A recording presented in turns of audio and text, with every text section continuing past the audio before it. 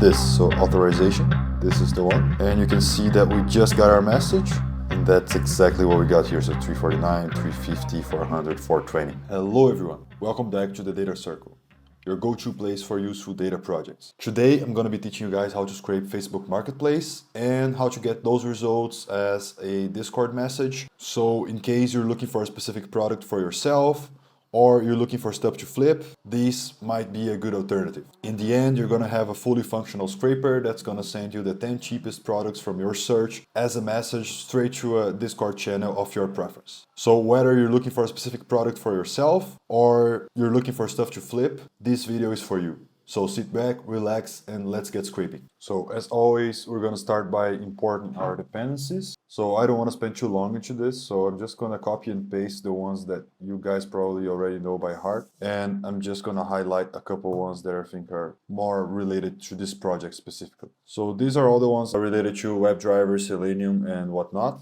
Then for this particular project, we're also gonna need to import OS. Time is pretty standard.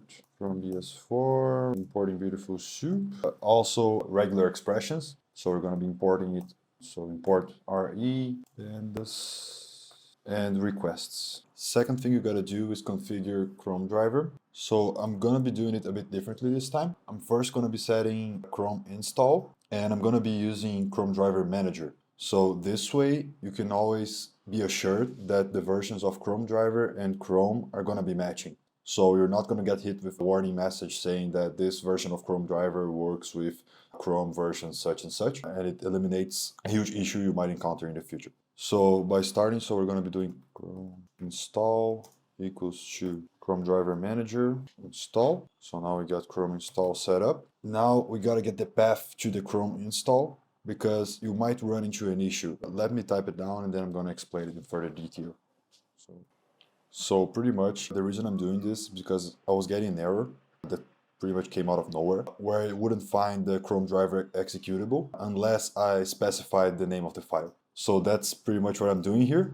So I'm getting the folder for Chrome install, and then I'm using os.path.join to get the exact path to the Chromedriver executable.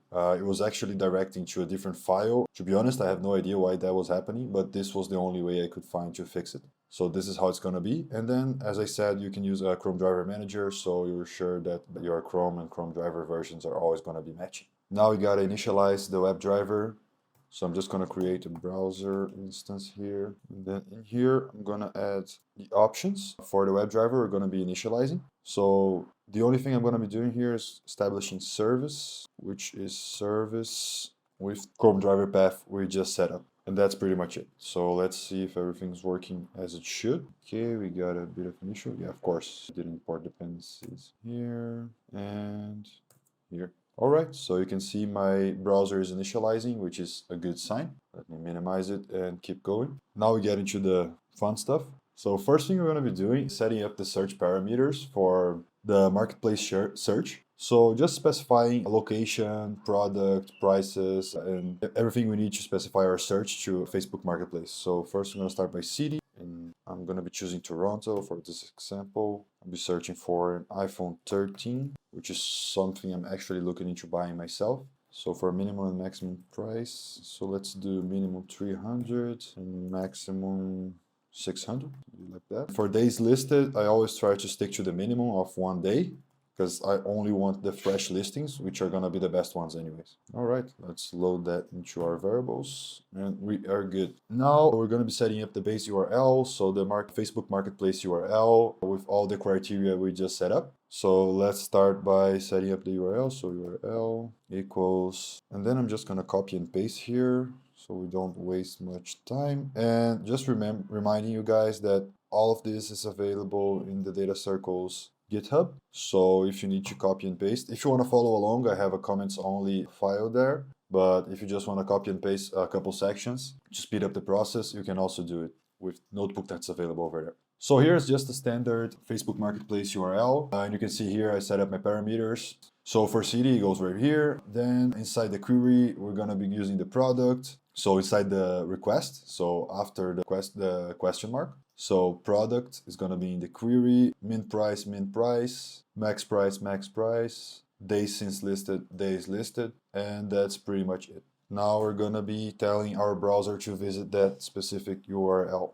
So browser.get and then URL. Now let's check it out. I'm just gonna open here. Let's see what's going on. Yes, so success. So as you can see, we didn't have to log in on anything. So Facebook Marketplace, just like pretty much any other marketplace platform, is available without a login. So you don't have to worry about your account getting banned. Now let's keep going. So as you can see here, my location is set to Europe. So for those of you who are also in that same situation, we get hit with a allow use of cookies prompt. And for me, I'm just gonna decline it. So we gotta tell our scraper how to decline it. So let me open this, maximize it. So you're gonna hit F12 and then you wanna find the button that says decline optional cookies. So we can go here and try to figure this out. So this is the text, but it's not the button yet.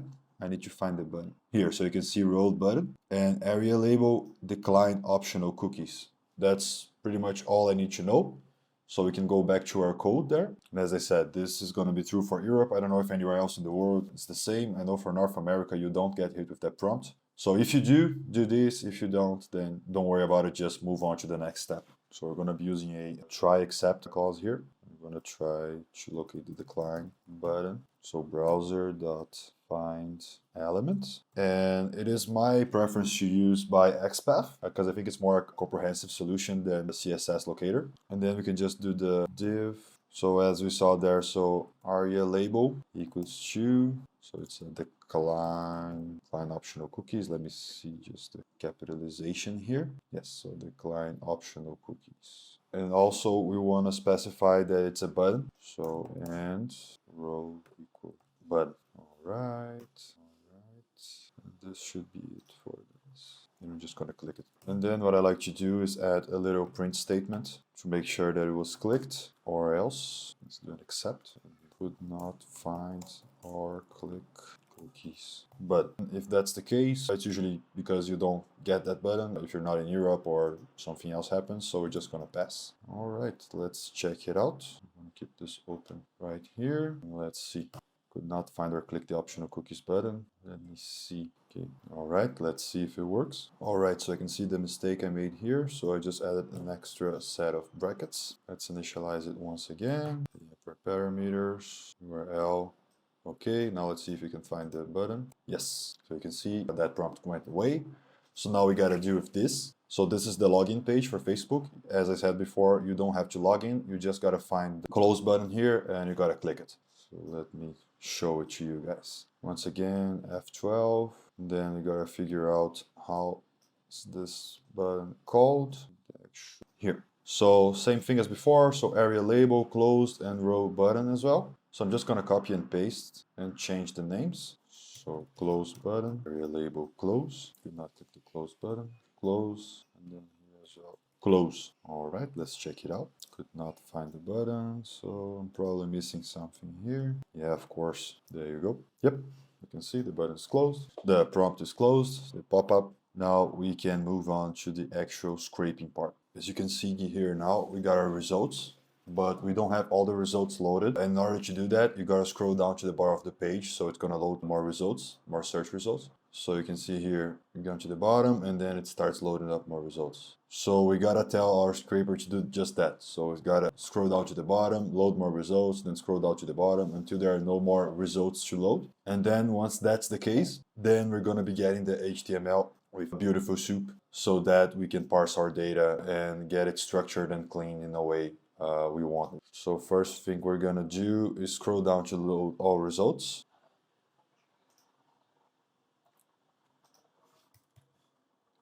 We're gonna get the scroll position, so we're gonna call it last height equals, and then we're gonna be executing a JavaScript to our browser, so let's do it. And then we're gonna return the document body scroll height. Once that's done, we're gonna be scrolling to the bottom of the page, which is once again another script we gotta execute. And for the script, I'm just gonna copy and paste it. As I said, you guys can get this from the GitHub as well. So this is the script, so you can scroll to the bottom of the page. So 0 here means that there's no side scrolling, and here it means that we want to scroll down all the way, so the whole height of the page. Now we're gonna get the new height of the page. And the reason we're getting the height of the page at the beginning and at the end is because we want to compare them. And once they're the same, then we know we have reached the bottom, and we know we have all the results loaded. So the new height is gonna be the same as we did before, so just copy and paste it. And now we're gonna conduct a check. So we're gonna see if new height and last height are the same. Then we're just gonna break the loop. Oh, and I forgot to tell you guys, sorry about that. This is all inside a while loop, or else it wouldn't make any sense, right? So while true, and then all of this takes place. So in case it's the same, then we're gonna break the loop. That's how we know we got to the bottom of it. Now we're gonna update the scroll position so that our new height, our last height becomes the new height. And we can start it all over again. I'm just gonna add a print statement here so we know that as scrolled. And these print statements are especially useful if you're working with a headless browser. So if you can see what's going on, that's the reason I put it here. So if you wanna add a headless option to your browser setup, then you got somewhat an idea, so a log of what's going on behind the curtains. And accept, and we're gonna print the error. And then we should be good to go. So just quick recap. So we're gonna get the height of the page, so the initial height. Then we're gonna scroll to the bottom. We're gonna get the new height. We're gonna compare them both. In case they're the same, it means there are no more results to load. Then we're gonna break the loop. Or else we're just gonna set the last height as the new height and then start over from there. And every time it does that, it's gonna print scrolled. So it means that we actually had scrolled the page to load more results. And in case something unexpected happens, we're just gonna add the exception here. And it's gonna show us the error. All right, let's check it out. So you can see it's scrolling. So as you can see from the side here, there's one quick thing I haven't added here. That's why it scrolled only once. You always want to add a time interval between scrolls. So once you scroll down, we're just gonna add a time.slip. I figured that for my internet connection speed, 4 seconds would be optimal for this application. Let's load it up and let's check it out. So it's scrolled, it's waiting the 4 seconds. And it scrolls once again. So you can see here it's printing, scrolled. And it's gonna keep going all the way until there's no more products to be loaded on the screen. And that's it. As you can see here, no more products to be loaded, right? Confirm, we hit the bottom, doesn't go anywhere.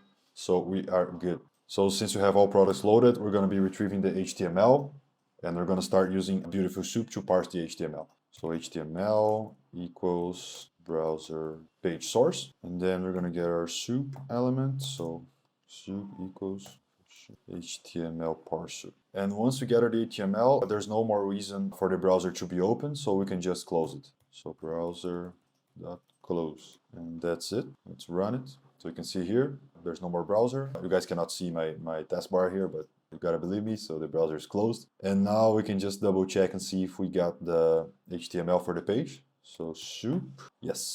So just gonna look like a bunch of gibberish here, but this is exactly what we needed. All right, now we're gonna get to the actual scraping. So I'm gonna need to open another Facebook page here, just so I can show you guys how the link elements look like.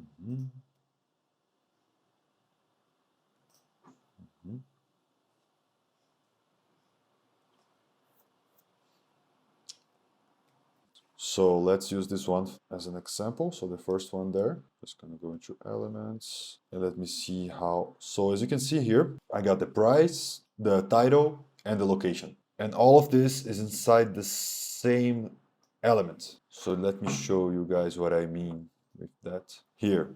So as you can see, so this A class here, this contains everything. And this also contains the URL to the product. So in here, we're gonna be finding our price as well as our title here and our location. So what we're gonna be doing is finding all of those link elements. So all of those A tags here. So first let's get all A tags in the page and then we're gonna be filtering. So we're gonna be links, soup.find all, and then the A tag. Yes. Then we're gonna start filtering. So we're only gonna be keeping the link elements that have a text inside of them that matches the product we're looking for and the desired location. Because that's a problem with Facebook. So once you search for a specific city, it's gonna give you results that are too far away, not at all what you're looking for. So this way, we guarantee that we're getting only the products that interest us as well as the location. So we're gonna do some list comprehensions here. So iPhone links. In this case, it's iPhones, right? That's what we were looking for. So link for link in links, which we just created, only if the product, and we're going to be doing lowercase, because then it doesn't matter if you put iPhone with a capital I or whatever. So product.lower if it's in the link text and also the location. So, and I believe I called the location city. Yes. So city.lower is in the link text dot lower. That's it. So now we're making sure we're only getting the products that pertain to our search. Now we gotta separate the text from the URL for the links. And first we're gonna be creating a list to store that info. So iPhone, we're gonna be calling that list iPhone data. And it's gonna be a list of dictionaries because we're gonna have the keys URL and text for each one of the items. So for iPhone link in iPhone links, the URL is gonna be the href for each of the A tags and the text. So now we gotta do something here. Let me show you guys what I mean. If we get the text, you can see that each text is in a different line. So we should have new line characters in between each piece of text here. And those new line characters are pretty important because then we're gonna be using them to parse into different variables in the near future, so in the next step.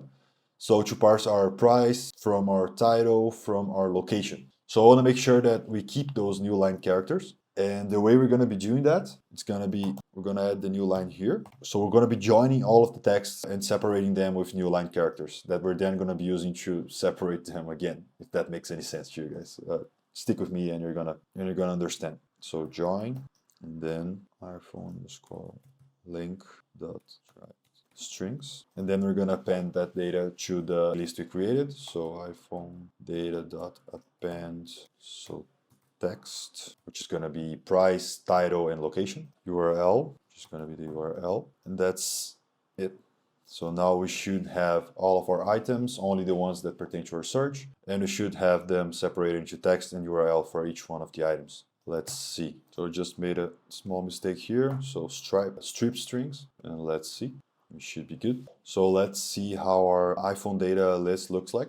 Perfect. So you can see here we got our text, so price, title, and location, and our URL for each one of the products. That's what we needed to get, so we're good. Now, as you can see, we have the whole text into the same key in our list, and we need to separate it. So that's what we're going to be doing right now. So first, we're going to be creating another empty list, yet another one, right? So extracted data, and in that list, we're going to be using a regular expression to find numeric values, because with those numeric values, that's how we're going to be differentiating our price. But so after we create the list, we're going to be iterating through our list that we just created, so the iPhone data list. And for each one of those items, we're going to be separating price from title from location. So for item iPhone data. Now we get to the part I told you guys. So we're going to be separating the lines using the new line characters. So lines equals item text dot.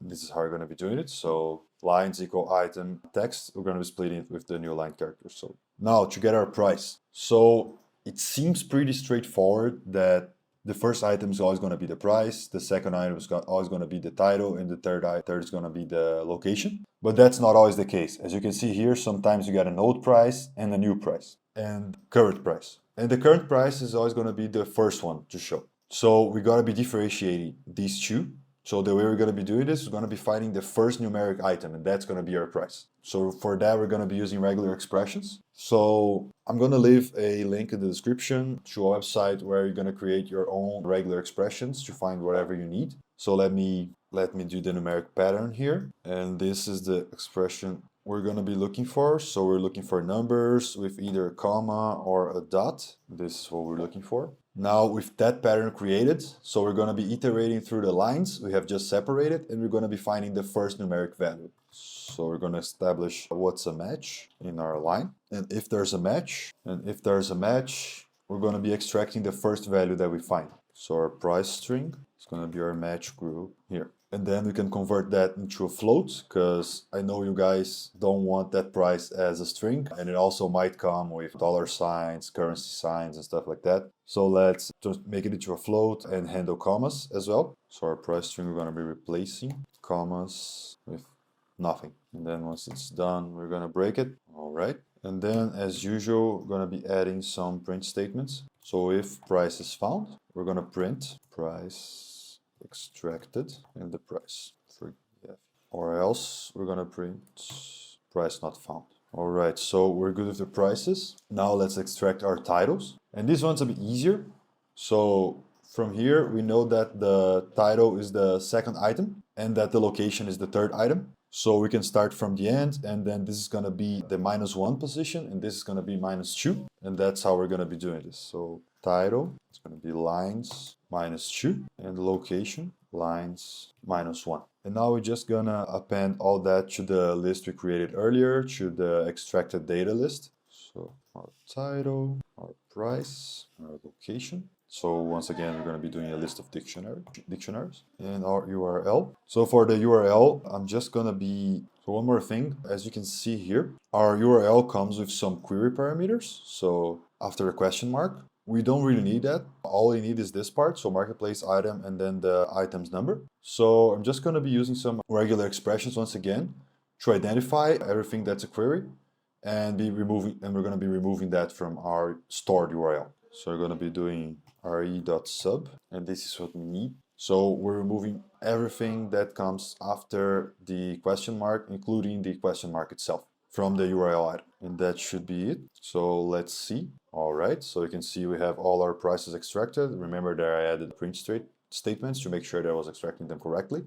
And they're all floating point numbers, floating point values. So we are good to go here. Let's check out our full list, so our extracted data list. Perfect. So you can see here iPhone 13 Pro, price 500, location Toronto, and the URL. It's free of the query parameters. So it seemed like everything worked just the way we wanted. Now we can convert that into a pandas data frame, which is going to be easier to work with moving forward. So we're going to be calling it items.df. I'm going to be PD data frame. So items.df is going to be PD data frame extracted data, the list we just created. Now what we want to do, let's change this to 10 real quick. Yeah. So in this example, we're going to be extracting the 10 cheapest products from your search, and then we want to send them as a message in Discord. So let's see. So sort the data frame price. So we're going to be sorting that so we can get the cheapest items first. So in ascending order. And for that, we're going to be creating a new DF called sorted DF. And we're going to be sorting by price. And then we're going to get our cheapest 10. So it's going to be the first 10 results from that sorted DF.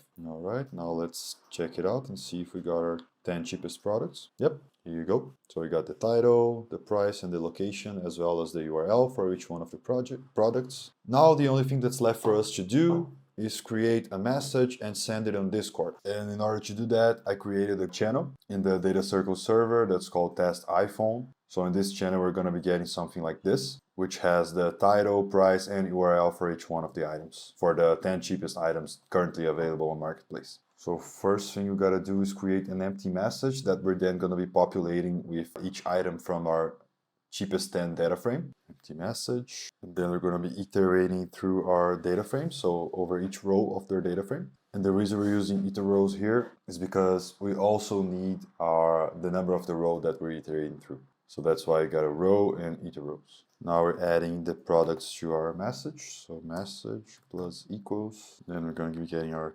title. So it's current row title. Then on another line, we're getting the price, row price. Then on our last line, we're going to be getting the URL, row, and the URL field. And then we're going to be adding a couple blank lines just so we can separate each product from one another. Now we're going to be getting into the technical stuff so we can get that message sent to the appropriate Discord channel. First thing we need is the Discord URL, and that URL is not the one you can see at the address bar here. It's actually one you're going to find when you go into developer mode, once you inspect the page. And then we're going to go to network, and we're just going to send a message and see what requests come up. So let's send a message saying hi, and these are all the requests we get. We're looking for a particular one that's called, let's see if I can find it here so I can show you guys, messages, this one.